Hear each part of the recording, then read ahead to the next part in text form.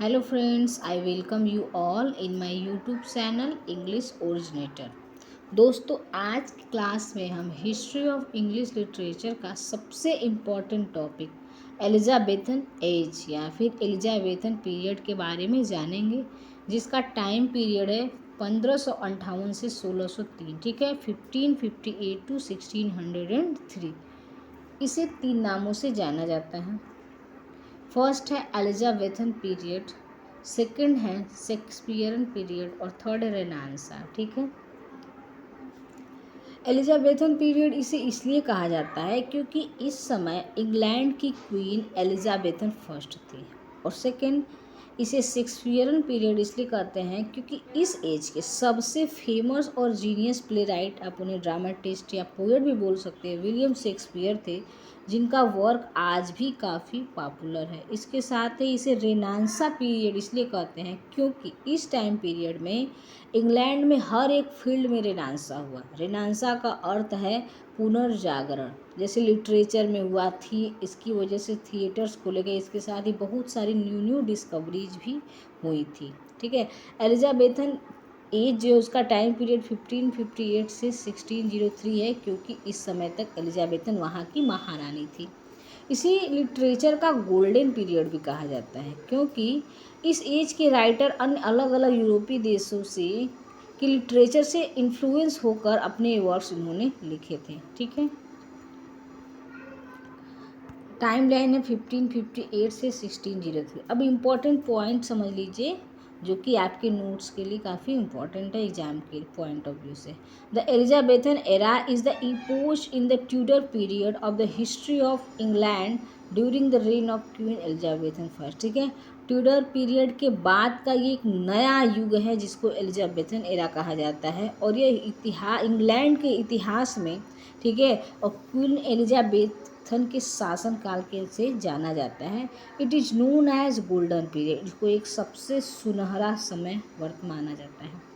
During this period England experiences peace and prosperity. इस समय England में पीस और प्रॉस्पेरिटी को आया गया, महसूस किया गया। Elizabethan age is considered to be the height of the English renaissance. ठीक है, एलिजाबेथन एज को इंग्लैंड की जो पुनर्जागरण हुआ उसका इसे सबसे उत्कर्ष माना जाता है। This age is famous for literature, poetry, theatre and works of William Shakespeare. और इस एज में इसलिए फेमस है क्योंकि इसकी जो साहित्य है वो कमाल के साहित्य है, पोइट्री है, और बहुत सारे थिएटर्स इस टाइम पीरियड में खोले गए। और सबसे इम्पोर्टेंट विलियम शेक्सपियर की वर्क जो कि आज भी पढ़े जाते हैं। ठीक है, जो रेड थिएटर ओपन हुआ था वो हुआ था 1567 को, 1567 में रेड थिएटर ओपन किया गया था।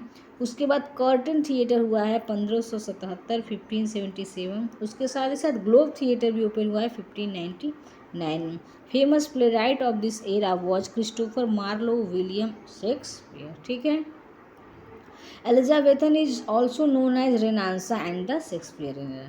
Renaissance means flowering again of art and culture. ठीक है, आपने को समझ में आ गया होगा कि रेनेसां का मतलब होता है कि आर्ट में और कल्चर में एक नया बदलाव, जैसे वो फूल खिल जाते हैं ना, वैसे ही रेनेसां का अर्थ होता है।